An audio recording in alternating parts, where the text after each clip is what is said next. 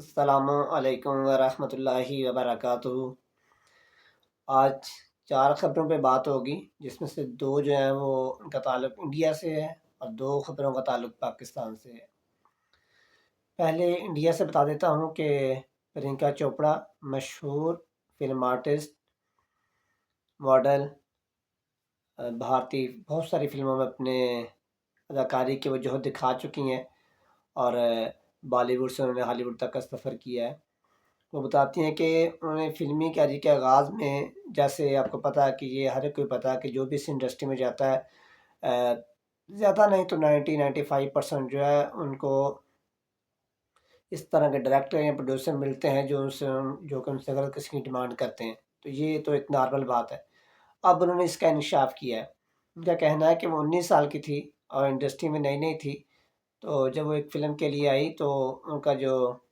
Director تھا اس نے جو ڈریس ڈیزائن کروانے ہوتے ہیں، تو جب پرینکا سے بات کی تو اس نے انہیں کہہ دیا کہ آپ میرے یہ ڈریس ڈیزائنر ہیں، ان سے کانٹیکٹ کر لیں اور ان کو بتا دیں، وہ اس طرح ڈریس بنا دیں گے۔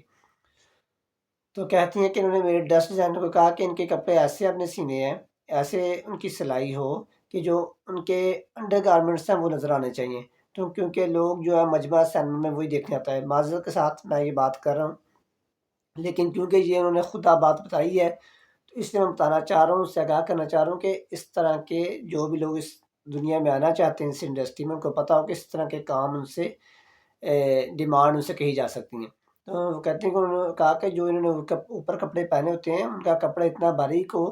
کہ جو نیچے والے کپڑے وہ نظر آنے چاہیے، اور میں وہ دیکھنا چاہتا ہوں، کیونکہ پبلک کی ڈیمانڈ ہے کہ ہم ٹکٹ لے کے پیسے خرچ کر کے سینما میں آتے ہیں تو ہم اس طرح کی چیزیں دیکھنا چاہتے ہیں، جو کہ میں ایسے اتفاق یہ نہیں کرتا،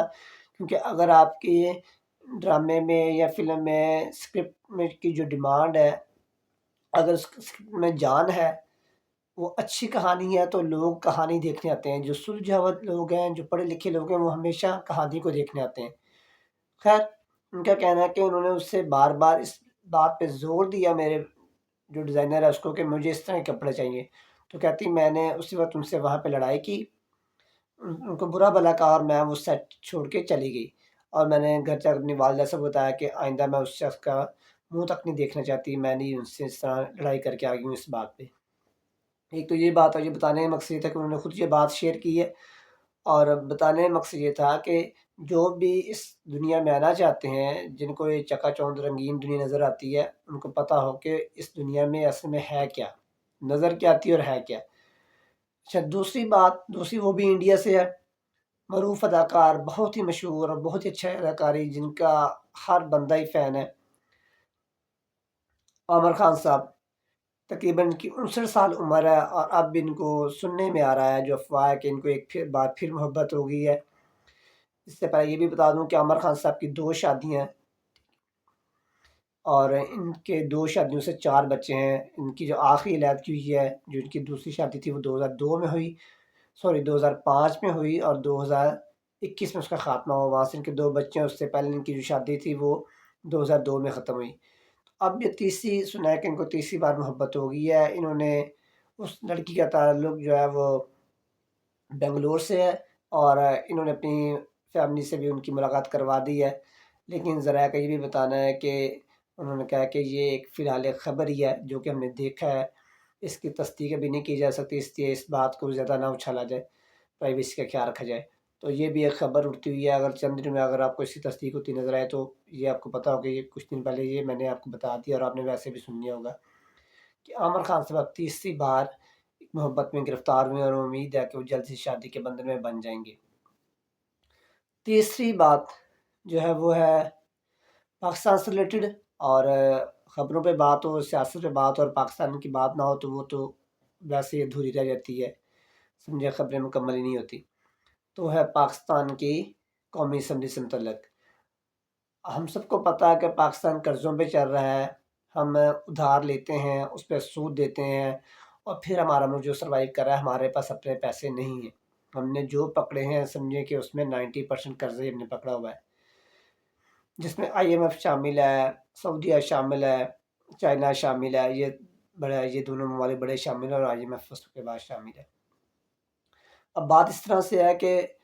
پاکستانی اسمبلی نے ان کی جو اسپیکر ایاز صادق ہے، انہوں نے نوٹیفیکیشن جاری کیا جس میں انہوں نے جو جتنے بھی قومی اسمبلی کے ممبر ہیں انہوں نے اس کی تنخواہ میں اضافہ کر دیا ہے، اور اب ان کی تنخواہ انہوں نے ماہانہ 5,19,000 کر دی ہے، اور اپنی تنخواہ ان کے سننے میں آ رہا ہے کہ انہوں نے اپنی تنخواہ 10 لاکھ کر لی ہے۔ اب دیکھیں جو ملک قرضوں پہ چل رہا ہے، جس میں ملک میں غربت ہے، صحت کا حساب نہیں ہے، پڑھائی کوئی نہیں ہے، لوگ بھوکے مر رہے ہیں، بچے تقریباً 2 کروڑ سے زیادہ بچے اسکول سے باہر ہیں، اور ہر بندہ گھر کا کام کرے تو پھر جا کے سروائیو کرتا ہے۔ تو اب ان کا حال دیکھیں کہ یہ پہلے ہی ماشاءاللہ سے بڑے اچھے اچھے خاندانوں سے، اور ملوں کے مالک، فیکٹریوں کے مالک، کسی کی بسیں چل رہی ہیں، کسی کی فیکٹریاں چل رہی ہیں، کسی کی جہاز چل رہے ہیں، کسی کا کوئی کاروبار ہے، کسی کی ہاؤسنگ سوسائٹی ہے، لیکن یہ وہ ان کے وہ پیٹ ہے کہ وہ پھر بھی نہیں بھرتے، اتنا پیسہ کماتے ہیں، اتنا کماتے ہیں، اتنا لوٹتے ہیں، اس کے بعد وجود بھی ان کے پیٹ نہیں بھرتے، ٹھیک ہے۔ اب انہوں نے جو اپنی تنخواہ میں 2.5-3 لاکھ کا اضافہ کر کے 5,19,000 کر لیا۔ اگر آپ کا اتنے سے پیٹ نہیں بھر رہا تو یہ 5,19,000 سے بھی آپ کا کچھ نہیں ہونا، ٹھیک ہے۔ تو یہ ان کو سوچنا چاہیے کہ ہم جن لوگوں سے ووٹ لے کے آتے ہیں، وعدے کر کے آتے ہیں، ہم ان کے لیے کیا کر رہے ہیں، ہم تو اپنے ہی سنوار رہے ہیں۔ تو یہ ووٹ دینے والوں کو بھی سوچنا چاہیے، عوام کو بھی سوچنا چاہیے کہ ہم جسے اپنا حکمران منتخب کر رہے ہیں وہ کر کیا رہا ہے وہاں جا کے، وہ ہمارے لیے وہاں پہ کیا کر رہا ہے، ہمارے لیے کیا بات ہو رہی ہے، سوائے اپنی لڑائیوں جھگڑوں کے علاوہ اور اپنی تنخواہ بڑھانے کے علاوہ، اپنی سہولیات میں اضافہ کرنے کے علاوہ، اور وہ وہاں پہ کیا کر رہے ہیں۔ تو یہ سوچنے کی بات ہے۔ تو تیسری بات یہ تھی، یہ جو آپ کو مختصر بتا رہا ہوں۔ اور چوتھی بات ایک دفعہ پھر پاکستان میں پٹرولیم کی قیمتوں میں اضافہ ہو گیا ہے، تقریباً 5 روپے پیٹرول اور 5 روپے ہی ڈیزل کی قیمت بڑھا دی گئی ہے۔ اب دیکھیں یہ بھی ایک حکومت کا لوٹنے کا طریقہ ہے، ایک مہینے میں 2 روپے یا 3 روپے گراتی ہے، ٹھیک ہے، اور اگلے مہینے میں جو ہے وہ اس سے دوگنے بڑھا دیتی ہے، ٹھیک ہے۔ تو اس گرائے کا کیا فائدہ ہوا، ٹھیک ہے۔ آپ گراتے 1-2 مہینے کے لیے، جب بڑھاتے ہیں تو پھر آپ اس سے دگنا بڑھاتے ہیں اور اس کو بھی 3-4 ماہ کیری آن کرتے ہیں۔ مطلب یہ کہ آپ عوام کو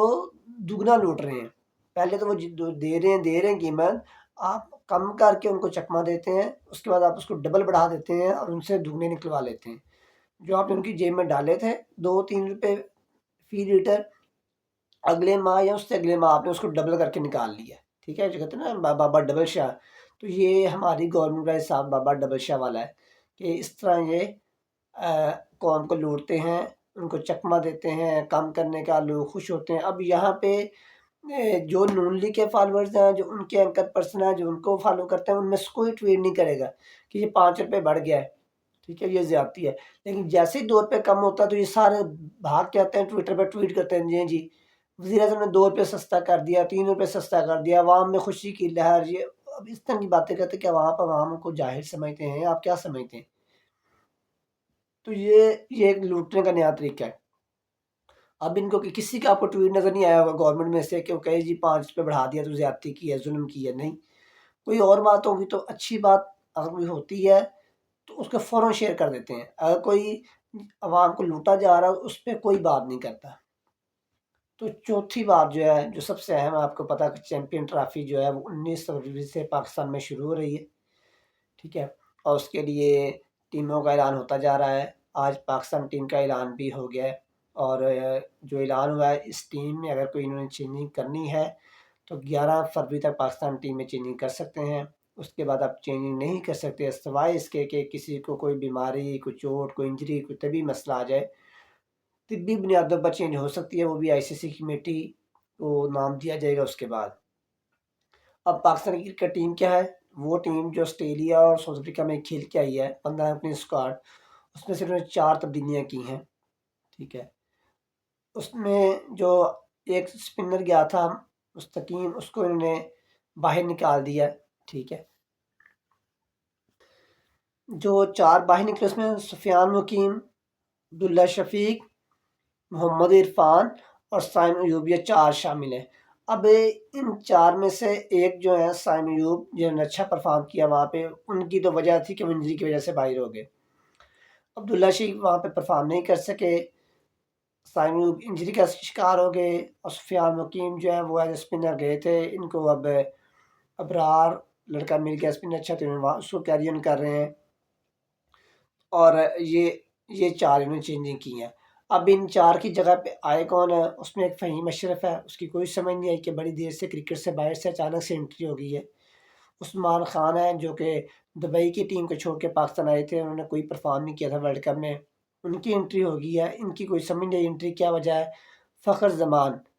زمان کی انٹری ہوئی ہے۔ فخر زمان کی سمجھ آتی ہے، ایک تو یہ کہ سارے یو باہر ہوا ہے، دوسرا یہ کہ فخر زمان کی اتنی بری پرفارمنس نہیں تھی،